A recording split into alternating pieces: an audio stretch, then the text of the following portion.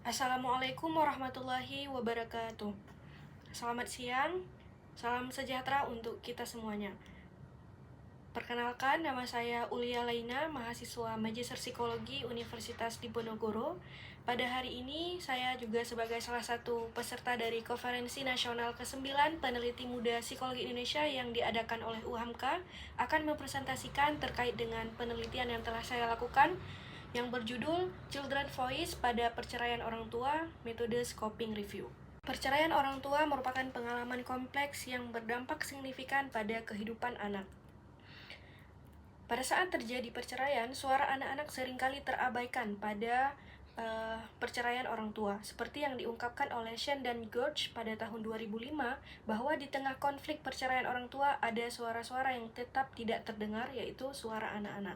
Tidak hanya itu, anak-anak juga masih sering dipandang kurang memiliki kapasitas untuk berpartisipasi pada permasalahan keluarga, yaitu khususnya terkait dengan perceraian orang tua.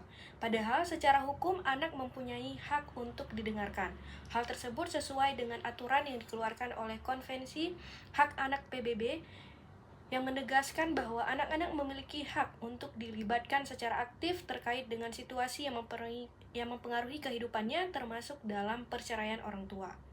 Studi sebelumnya mengungkapkan bahwa ketika orang tua mendengarkan suara anak, maka orang tua akan lebih memahami perasaan dan kebutuhan anak dan juga akan menjadi pertimbangan dalam mengambil keputusan sebelum bercerai.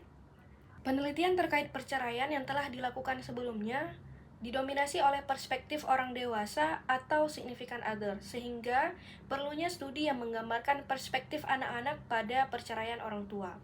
Scoping review ini perlu untuk dilakukan sebagai tahapan awal dalam memahami children voice pada perceraian orang tua, sehingga diharapkan dengan adanya scoping review ini dapat menjadi rujukan dan pertimbangan dalam penyusunan intervensi dan juga untuk melakukan penelitian lanjutan dalam meminimalkan upaya dari mengatasi dampak negatif dari perceraian orang tua.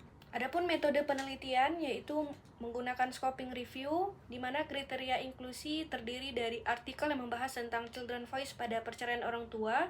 Kemudian yang kedua, partisipan penelitian adalah anak yang orang tuanya bercerai.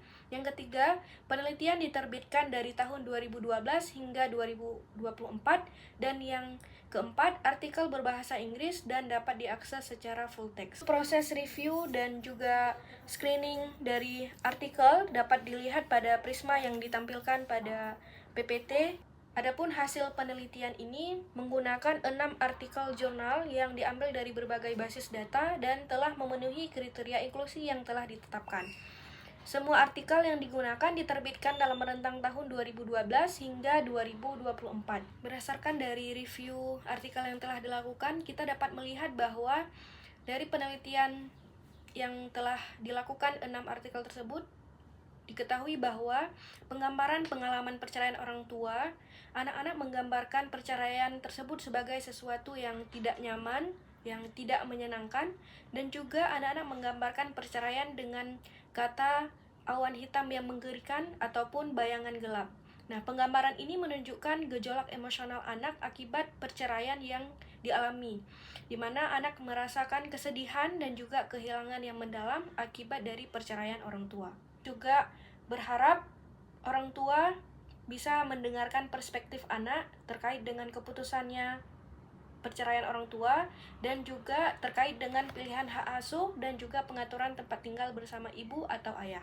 Hasil dari scoping review ini sangat menekankan pentingnya partisipasi anak di semua level praktik, kebijakan, dan juga penelitian yang berfokus pada children voice. Sudah seharusnya anak-anak diberikan kesempatan untuk menyuarakan perspektif dan pengalamannya terkait dengan perceraian orang tua. Adapun saran dan juga rekomendasi penelitian, menyarankan agar penelitian selanjutnya dapat menggali suara anak dengan menggunakan metode photo voice. Sarana visual seperti gambar atau foto mampu menyediakan suara untuk mengeksplorasi perspektif, pengalaman maupun perasaan anak tanpa dibatasi oleh komunikasi verbal saja. Berikut merupakan daftar pustaka yang digunakan dalam penelitian ini sebagai referensi dalam penulisan dari penelitian yang telah dilakukan. Pada akhirnya, peneliti mengucapkan terima kasih kepada semua pihak yang telah memberikan kontribusi pada proses penulisan artikel ini.